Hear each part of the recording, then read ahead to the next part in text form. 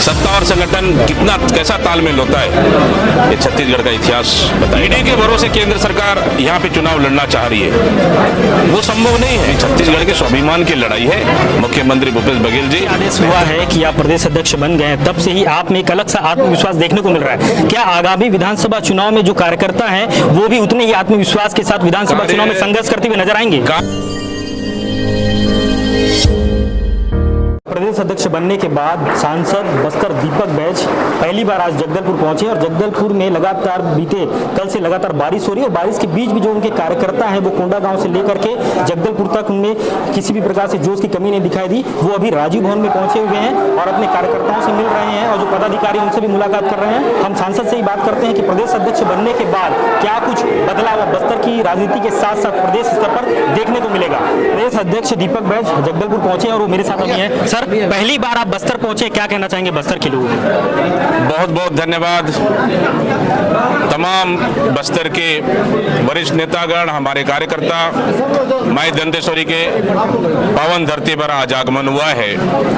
बड़ी जिम्मेदारी है, नई जिम्मेदारी है, बड़ी जिम्मेदारी है, लेकिन ईमानदारी के साथ काम करेंगे और छत्तीसगढ़ में कांग्रेस की सरकार लाएंगे। सर, जब से आदेश हुआ है कि आप प्रदेश अध्यक्ष बन गए, तब से ही आप में एक अलग सा आत्मविश्वास देखने को मिल रहा है। क्या आगामी विधानसभा चुनाव में जो कार्यकर्ता हैं वो भी उतने ही आत्मविश्वास के साथ विधानसभा चुनाव में संघर्ष करते हुए नजर आएंगे? कार्यकर्ता आत्मविश्वास और उत्साह से लबरेज है। सरकार की, भूपेश बघेल की सरकार, कांग्रेस की सरकार ने बहुत बढ़िया काम किया है। उन योजनाओं जनता तक पहुंची है, उन योजनाओं को लेके जाएंगे और हमें 101% भरोसा है कि छत्तीसगढ़ की जनता फिर से आशीर्वाद देगी।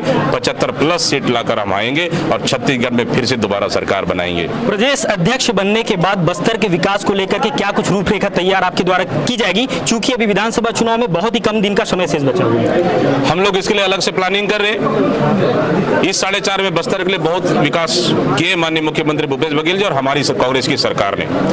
मैं समझता हूं अभी बहुत ही समय कम है। बरसात के बाद आचार संहिता लग जाएगा, फिर दोबारा हम जनता के पास जाएंगे और आशीर्वाद मांगेंगे। जनता का आशीर्वाद मिलेगा, फिर से 5 साल के लिए काम करने का अवसर मिलेगा। बस्तर में और कोई कमी बेसी रहा हो, निश्चित रूप से अगला कार्यकाल में बस्तर के लिए हम उसको पूरा करेंगे और हम नया बदलता हुआ हम बस्तर देखना चाहेंगे। सर, शराब घोटाला को लेकर के समय समय पर अलग अलग एजेंसियों के द्वारा छत्तीसगढ़ में आया जा रहा है और शराब घोटाला भी एक सबसे बड़ा मुद्दा रहा है छत्तीसगढ़ में, लेकिन आज ही सुप्रीम कोर्ट का आदेश आया है कि शराब घोटाला का जो जांच है उस पर स्टे लगा दिया गया। इस पर क्या कहें? न्याय मिला है, सुप्रीम कोर्ट ने न्याय दिया है। देखिए, ईडी के भरोसे केंद्र सरकार यहाँ पे चुनाव लड़ना चाह रही है, वो संभव नहीं है। 4.5 साल की सरकार ने जनता ने देखा है 4.5 सरकार को, और पूरे सेंट्रल नेता आयातित होकर यहाँ पे चुनाव लड़ना चाह रहे हैं। छत्तीसगढ़ का जनता स्वीकार नहीं करेगी। ये छत्तीसगढ़ के स्वाभिमान की लड़ाई है। मुख्यमंत्री भूपेश बघेल जी बेहतर काम किए, कांग्रेस की सरकार बेहतर काम किया है, इसलिए भारतीय जनता पार्टी डरी हुई है, घबराई हुई है। इसलिए सेंट्रल एजेंसियों का दुरुपयोग कर छत्तीसगढ़ सरकार को अस्थिर करने का प्रयास कर रही है। इसमें कभी सफल नहीं होगी। सर, एक अंतिम सवाल, सत्ता और संगठन को लेकर के बीते कुछ सालों में एक रार तमाम मीडिया में और टीवी चैनलों में सुर्खियां बनी रही है, तो आप चूंकि प्रदेश अध्यक्ष बने हैं तो सत्ता और संगठन में बराबर तालमेल देखने को मिलेगा? अभी देखते रहिए, अभी तो सिर्फ 3-4 दिन हुए हैं। सत्ता और संगठन कितना कैसा तालमेल होता है, ये छत्तीसगढ़ का इतिहास बताएगा। बेहतर तालमेल रहेगा।